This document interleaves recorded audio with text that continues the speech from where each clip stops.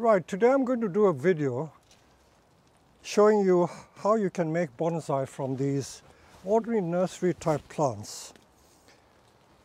We don't often work with rhododendrons. I know that the Satsuki azalea is a rhododendron, it's Rhododendron Impeditum.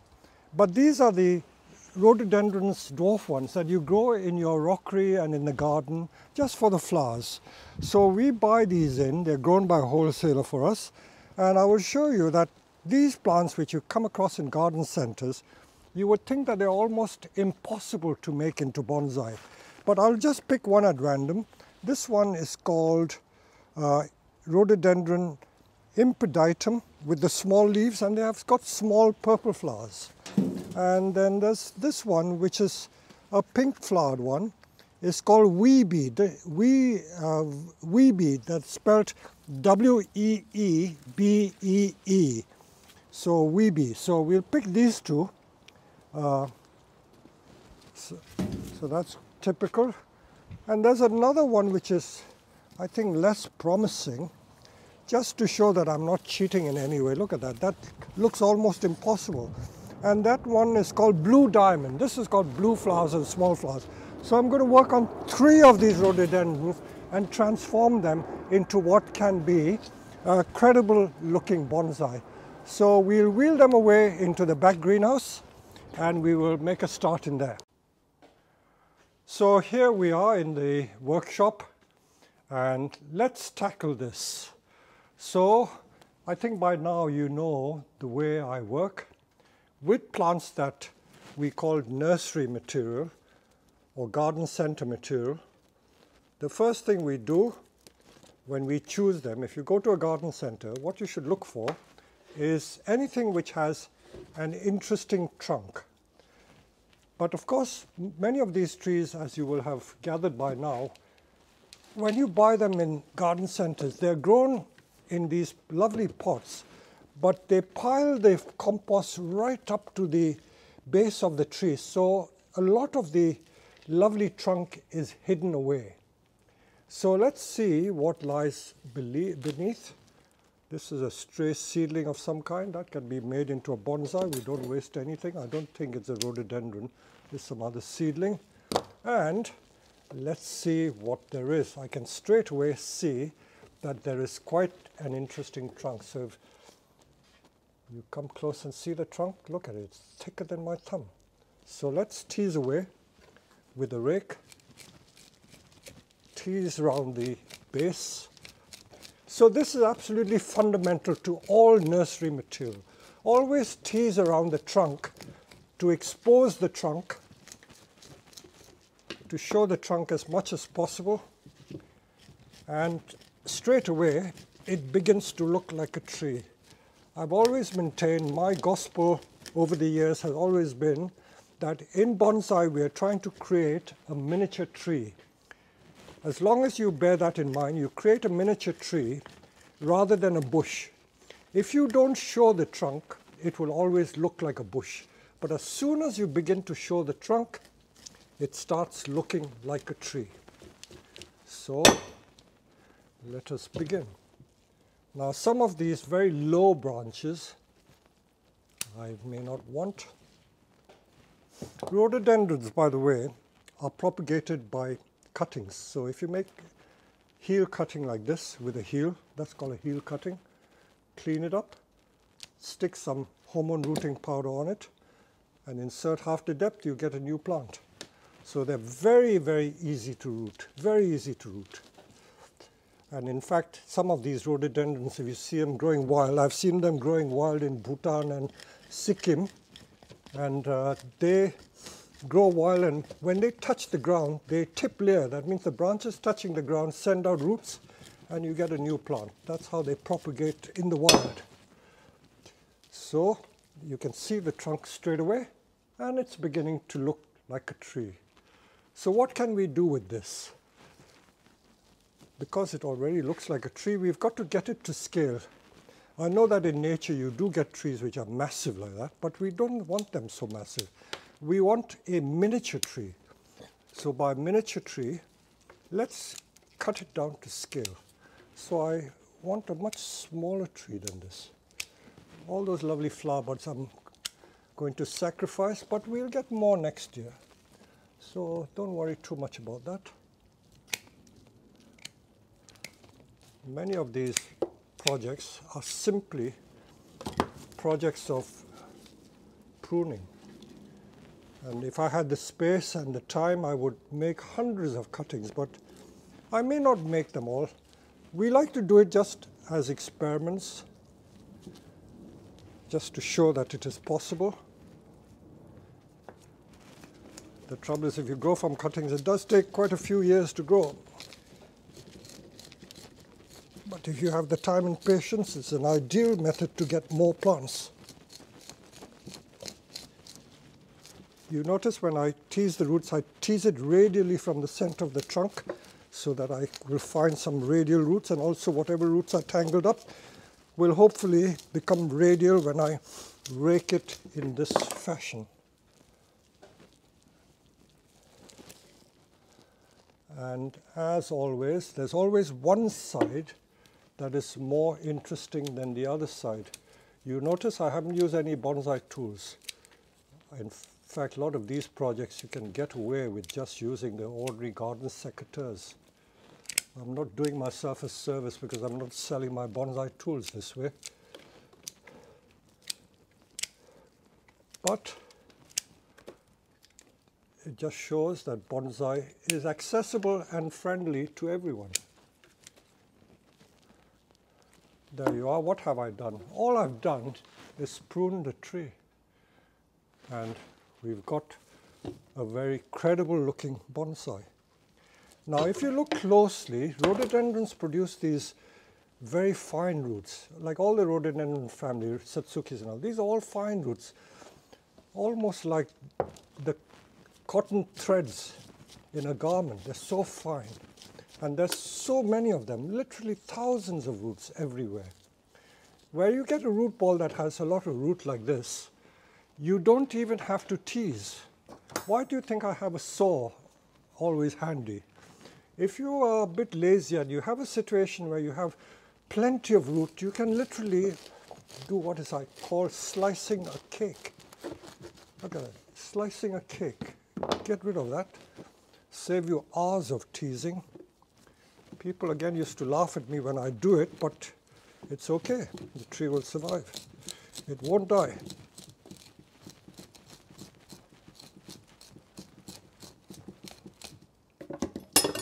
And all I now have to do is find a suitable pot.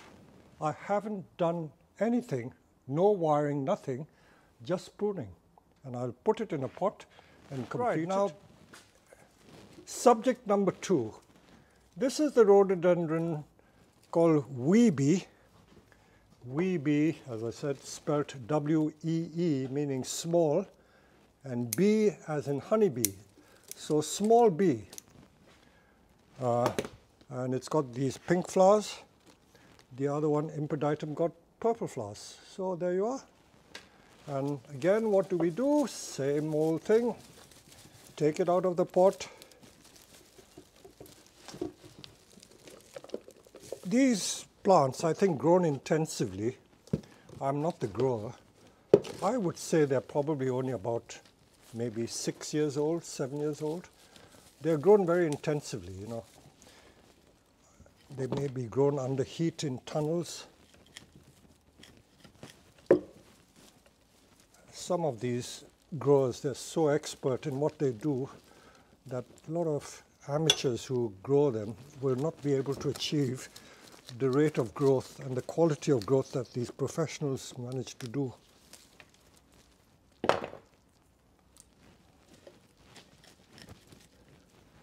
So again, I will just tidy up the base and look for the same solution every time.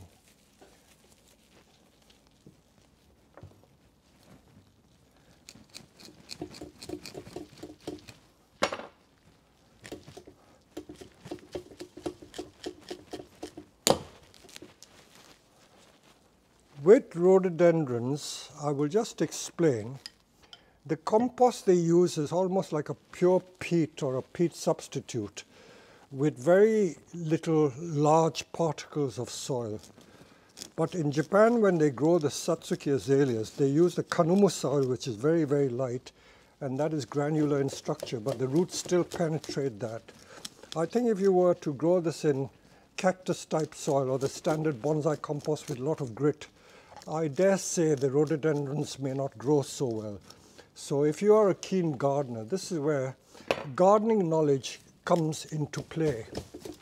It is important to understand your plants. You cannot follow blindly just because you're growing a bonsai, you've got to grow it in bonsai compost. You've got to follow your instinct, and if you know your gardening, you will know that rhododendrons grow in that type of peaty soil.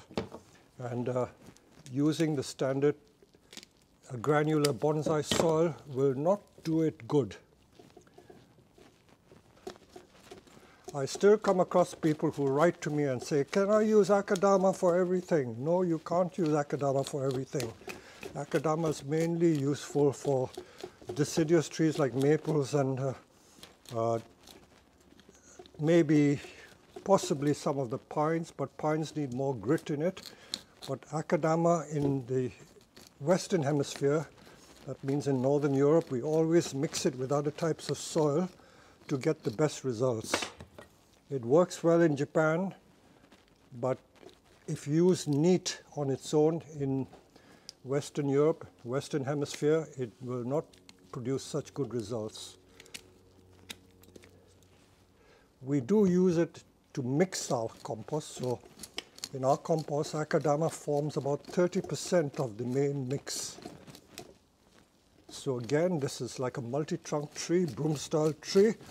All these spreading rhododendrons have this habit of producing these multi-trunks. Can you see the multi-trunk in there? So again, I'm going to clean it up a little bit, expose the lower branches.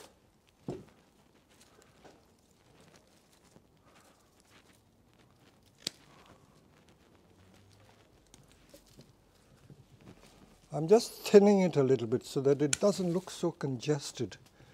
But apart from that, I'm not doing much else.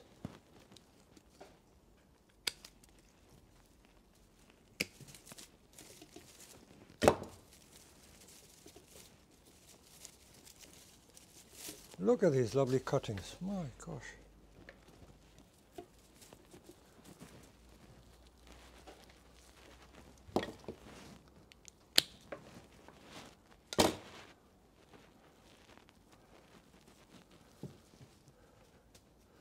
I'll just thin this one a little more so that I can see more structure. I don't need to, but I'm just going to see as an experiment what would happen if I did.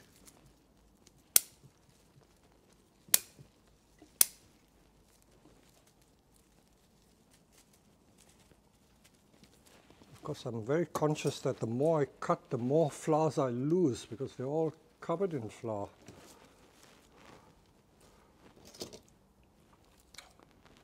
It will just be a mass of flower. There's another one just like that, like the first one.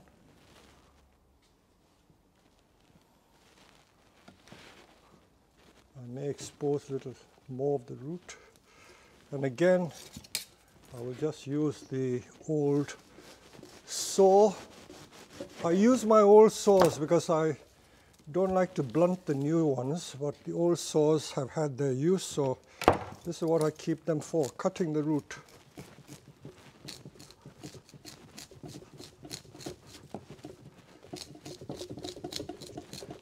Beautiful root system, congested with root.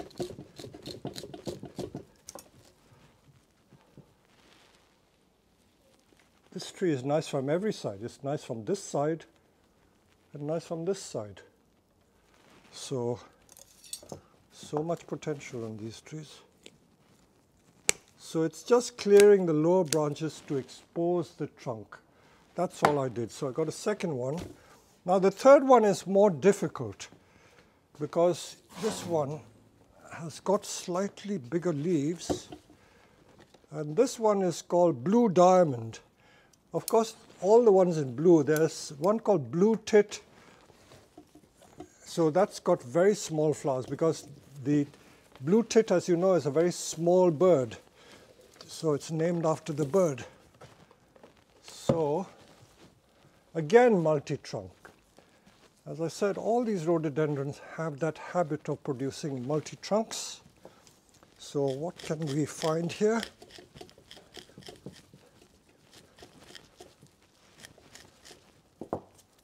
I hope my video editor will put this out at Christmas time because I'm wearing my Christmas Hawaiian shirt, which is a gift from one of my staff.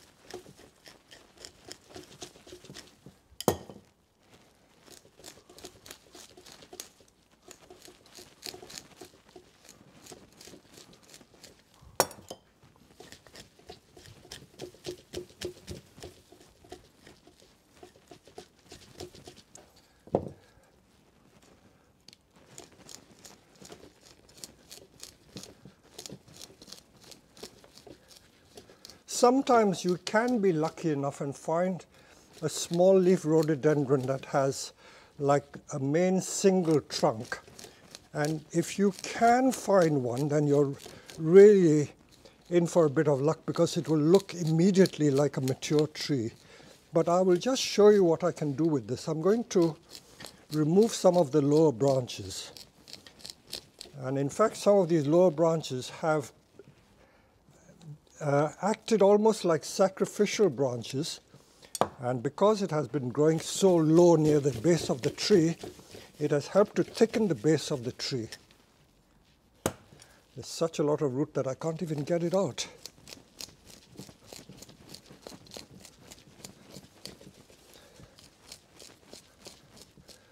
Look at it, it's absolutely congested with fine root. And if you continue to use this compost, albeit put in a bonsai pot, the tree will continue to grow very strong.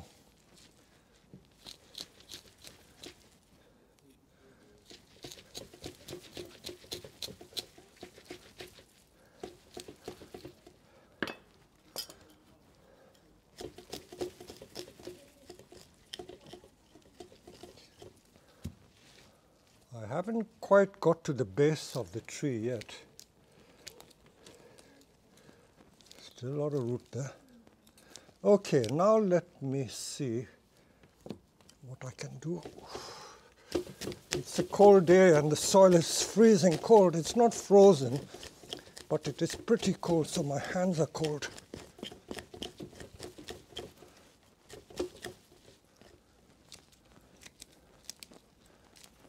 Okay, now if we home in close, you will see that the trunk is quite thick there.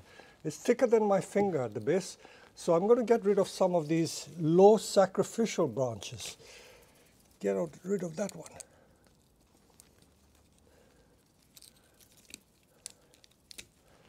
Okay, I'm going to use my branch cutter. Get rid of that one maybe. I'm trying to find which is a nice front. Get rid of this one. You see how thick some of these branches are? Really thick.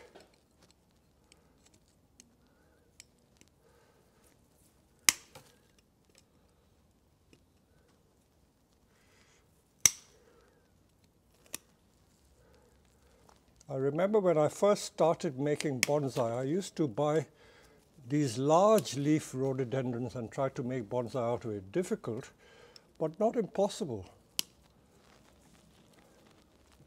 And I was quite successful, in fact.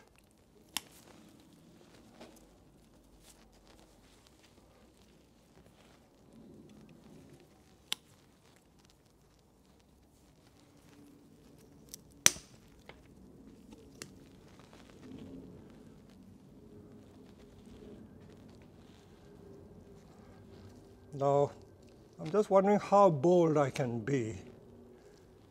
Let me see if I can be bolder than that.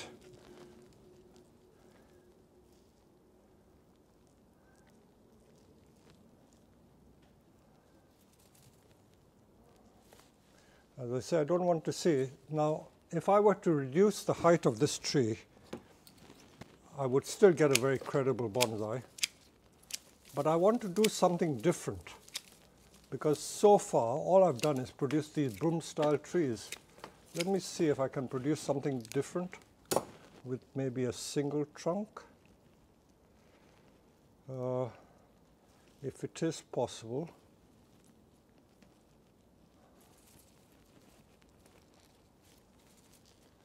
So I'm studying it from every angle. If I tilt it this way, what goes through your mind? Can I get an informal upright like that?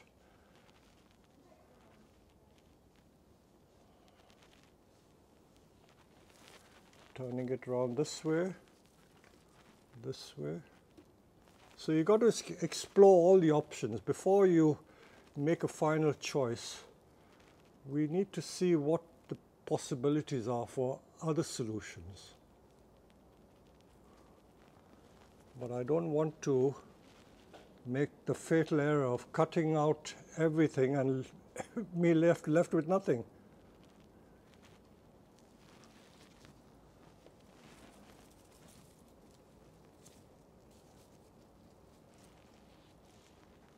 So I'm still thinking hard.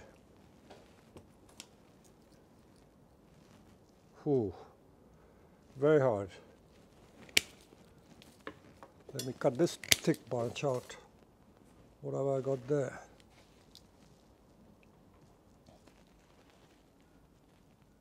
Difficult choice. You can see I'm struggling. I'm really struggling to find the solution. So if you experience the same sort of feelings that I do, so don't dismay. This is quite normal. I can't decide whether to take those 3 big branches at the back off or not and leave myself with a single stem.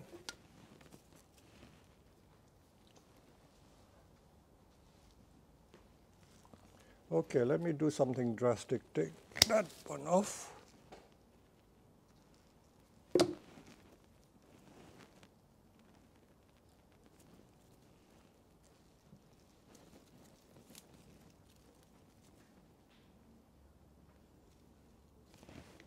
And maybe take that thick one off.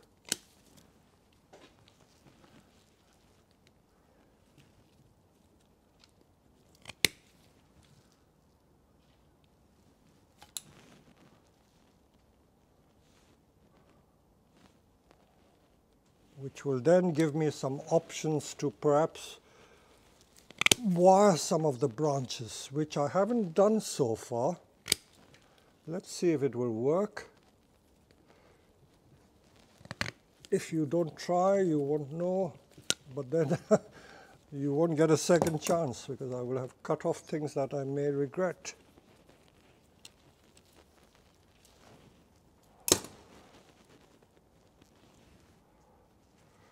Okay, I've gone so far, I might as well take this fellow off. Oh! I think I've taken 70% of the tree off from where I started.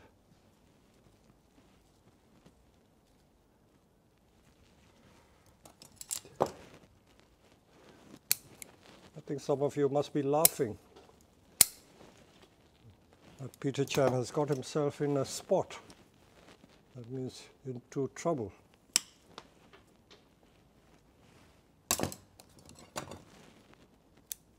But all is not lost. So you can see the structure now. It's looking like a tree, you must admit. It's looking quite like a tree. I'm trying to find the front. See, that stem has got quite a nice line there. So if I remove this bit in the front, God, I'm removing more and more. I might live to regret it.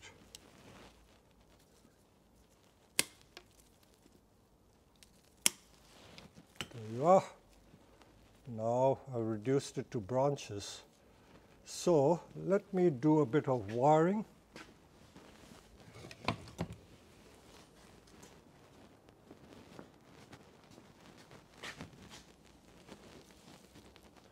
I'm going to put it at that angle, and Let's see what I can get by wiring. Just very gentle wiring. I'm not using very thick wire, just using, this is 1 mil wire.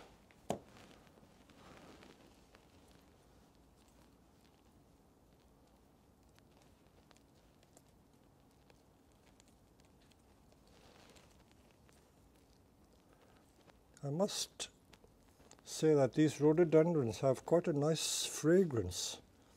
The leaves almost smell spicy.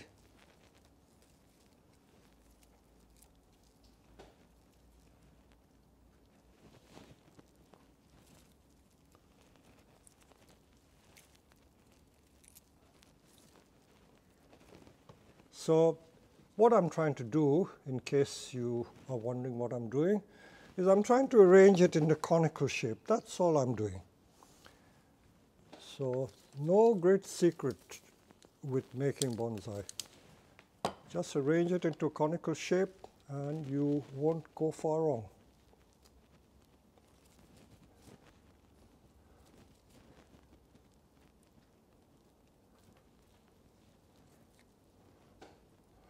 So this is quite a radical approach compared with the previous two that I did, in that I'm actually wiring the branches. So far I haven't done any wiring. I'm now doing the wiring. So now let's go to 1/2 mil wire, even finer wire.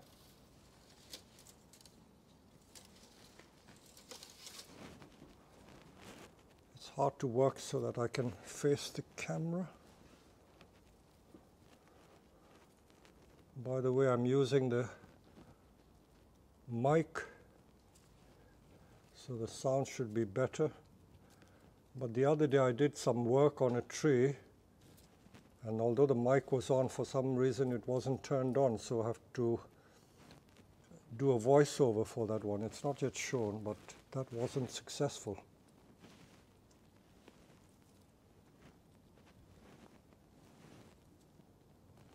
So let's carry on wiring. I think I may need a slightly thicker wire for this one. Branches of the rhododendrons are quite brittle, so you do have to be careful how you do wiring. You get to know from experience which branches are pliable, which are not. Even within junipers, for instance, the San Jose can be very brittle, whereas the Chinese junipers are less brittle. The true Chinese juniper, you know, the blows and the kisu, they are very pliable. Same with pines, you know, the Japanese white pine can be brittle, but other pines like the Scotch pines are very pliable. Now, having said that, I might snap one.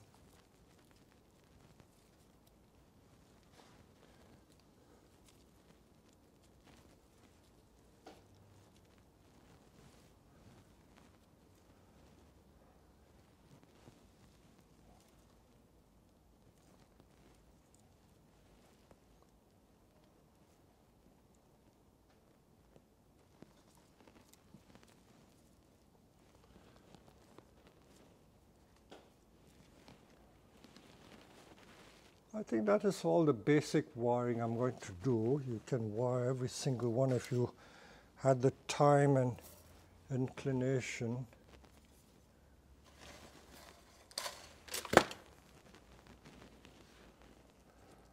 So one branch on its own. If I can link it to something else, I will.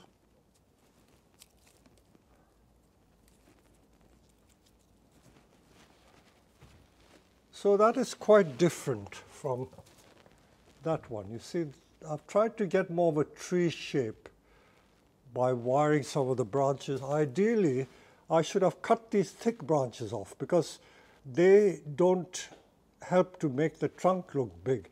But if I cut these two off, I would end up with nothing. So I chose the better option, which is to leave them for a while and just create that conical shape. So what I'm now going to do is I'm going to find some pots, pot them up, and then we will show you the end result. So as I said all along, this is that peaty type soil, or could be even coconut substitute, I don't know. But we will continue to use this very peaty type soil because they don't like too much thick bark. I think just this peat soil would do. And we'll find some pots and see how we get on. So, just to show you how we choose the pots. Now for this tree, this pot is too large, as you can see. It's much too large. So I think this could be better. You see the proportion? I think by eye you can more or less tell which is appropriate. Now that would also be correct for the tree, but if we say this one again, this one you could get away with it, but again it would be too large. Just to show you what we mean, we will put it in and then you can see for yourself whether it's right or not. A lot of these things you do by common sense. There's no real science to it because the eye can more or less tell you what is right and what is wrong. So if you're looking for hard and fast rules and formulas, I'm not the one to show you that, because a lot of what I do is by instinct. And again, I'm showing you how to cut the cake. The tree won't die. Okay, that would fit in there. I can just reduce this soil a bit more. Now, some people may think that that's okay, but to my eye, the pot is too big. So let's try it in this pot and see if it's any better.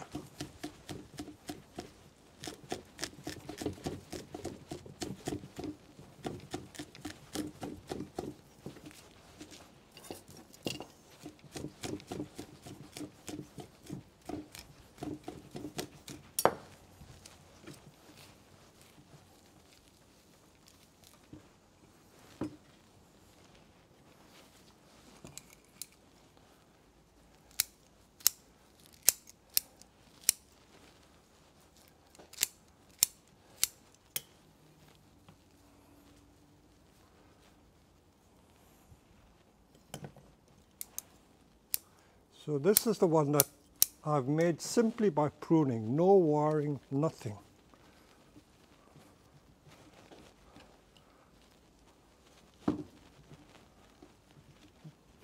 So that fits better. So that, I would say, is the right size of pot to use. And so we go on. So I will pot this up and I will show you the final result. Now this one, because I created a taller trunk, and the tree is taller, so the dimensions of this tree are bigger than the previous ones. So we may get it into that pot. Amazing how congested these roots are.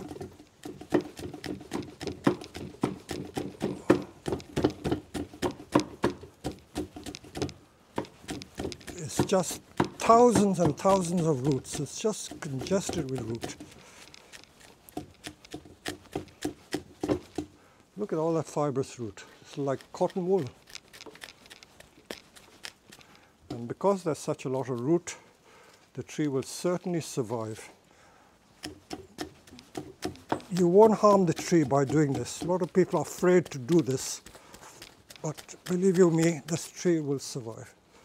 Okay, so now we will use that bigger pot. Look at it, still can't get it in.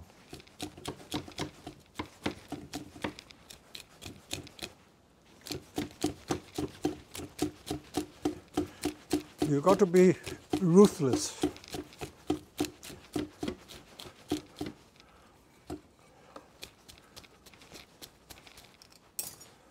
A lot of people say you're going to hurt the trees. Trees are not human beings, they're plants. And when you lift the tree, you dig it up from the ground, transplant it. I reckon it's like cutting the nails or cutting your hair. no more different than that. I've got to reduce the height a little more, but just to show you, that size pot I think is on the right sort of street, still cutting the root. So from a pot that size, we've reduced the root to that much, and the tree will still survive. It will grow less rapidly because the pot size is now smaller. So that bigger pot has been suitable for this. I need to shift it more to this side, so I'll pot it in that one. And then this one, again, that one is a bit small, but I think this one may be okay. Try a different one. That one is a bit deep, but no harm.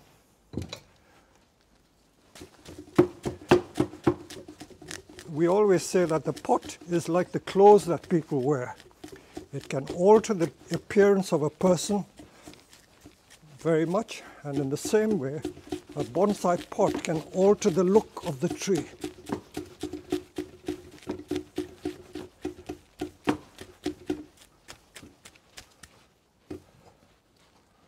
Again, that's the front, you know, that we won't use as front. This is the front where it's wide. Still a lot of soil to get off.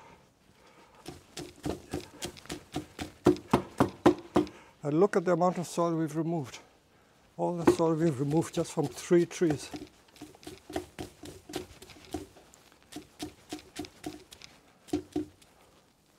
And still such a lot of lovely fine root.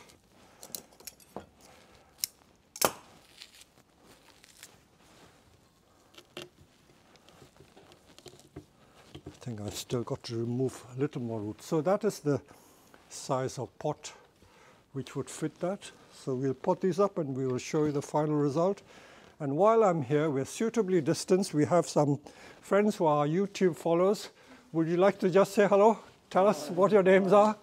So you've been here, so you'll appear on the YouTube video for this one. This is Ethan, my son. It's come for his 18th birthday to buy a tree of the master. How nice. And I'm his dad, Ian.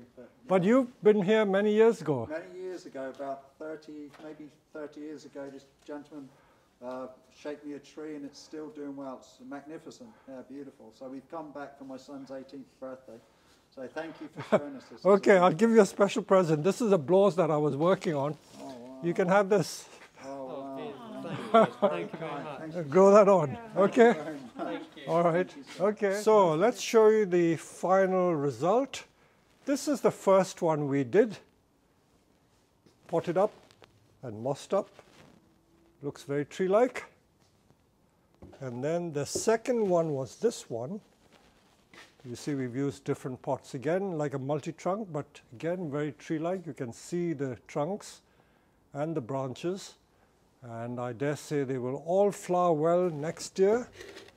And this one, which I did a radical operation, making it more tree-like by removing a lot of the thick branches and tried to wire a bit. So this is the only one that has been wired. So this is what this looks like. So these 3 were produced from these 3 rhododendrons in these big pots. And this is what we pruned off. Look at all that. This is all that we pruned off from the trees. More than half the tree has been taken out, each one. Some thick trunks. And if I wanted to, I will make cuttings from these. So there you go. I hope you will get inspired to make some bonsai with dwarf rhododendrons.